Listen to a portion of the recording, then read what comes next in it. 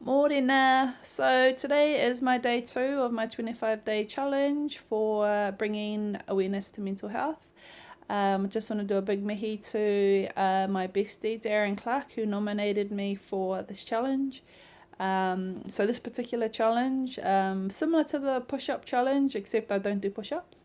But I share experiences that I've gone through on my journey with mental health, in the hope that it will help to inspire another whānau member who may be going through a similar journey at this point. So, kia ora, e hoa, ngā mihi ki a koe. So today I just wanted to talk about one thing in particular that helps me, or that has helped me throughout my life, get through depression. And that for me is active and being and participating in exercise. It could be individual exercise or could be group exercise, but as long as I'm doing something. So when I was first diagnosed with depression, the doctor told me that depression is where your brain doesn't produce enough of a particular chemical that makes you happy.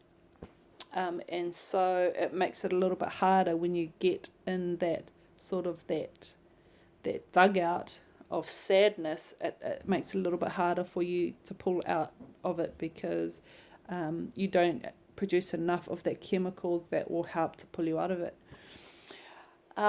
So I've been like active all my life, right through school, probably since I could walk.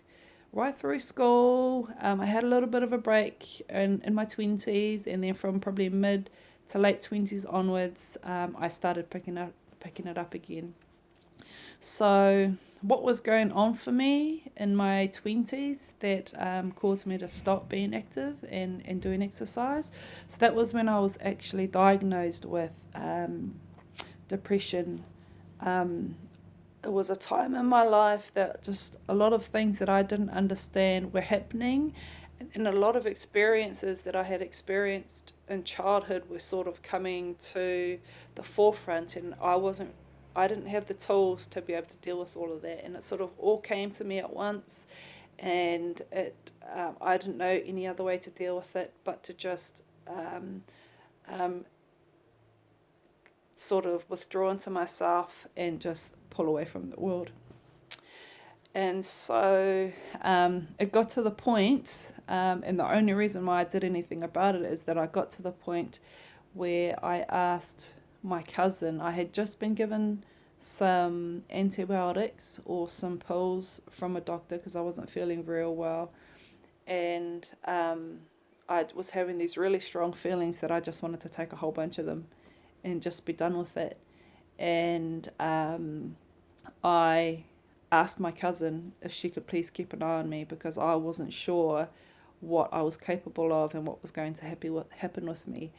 And that for me was my wake up call that I had to do something about it. I was scared. I was scared of myself. I was scared of what I was capable of, and I didn't know what would happen to me next. And so I did the whole went to the doctor thing.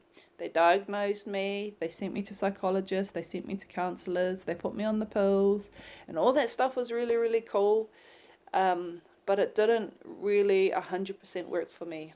And so I decided that I had to try and find a way to pull me through this because I didn't want to live like that. It was ugly and it was lonely, and I knew that it wasn't me, but it was a huge part of me. So I found exercise again, and I started doing things. Now, fortunately for me at that time, it was part of my job that I had to be active and I had to do exercise. And so even though I hated it and I didn't want to do it because I was being told to do it, it really, really helped me to refocus on myself and what was important, and then just help to produce that chemical that helps to make me happy. So if you don't know, exercise does help to produce that chemical that helps to make you happy. and it puts you on that high. And so I've come to realize over the years that I need that and I need to do that. And I have a craving to do it, not because I'm a gym junkie or a freak or something at exercise. It's because I literally have to, because it's what keeps me sane, pretty much. And when I don't do it, I sort of become a little bit insane. And maybe the people that I live with and that are around me and who know me well can probably testify to that. And it's not, I don't have control over that yet, but I have come to realize that. And so I try to do something every day to try and keep that balance. So that's something that's really worked for me, is to just refined and rekindle my love for being active and doing exercise, and then just using that as a tool to help me get through depression. So I hope that's helped any whānau who might be watching this. Everyone has their own thing that will pull them through this journey, and not the same. The thing that works for me may not work for another person, but if this can help you and inspire you to find that thing for yourself. It's not selfish to want to do something for yourself. I've come to realize that it's actually a really, really good practice to get yourself into. So I really hope that helps anyone who may be watching this. If you need to have a kōrero or something, I'm a good listener. I'm always here to tautoko anyone who needs any awhi.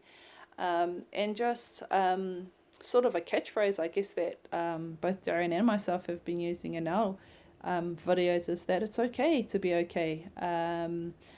That's part of, I think that kōrero is part of campaigns along this similar haerenga to help bring awareness to other people, but it really is okay to be not okay.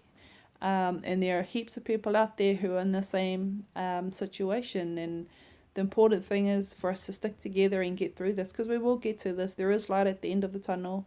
There is a silver lining on those dark clouds. So that's all for me for today, whānau. Have an awesome weekend, and I'll see you guys tomorrow. Ka kite.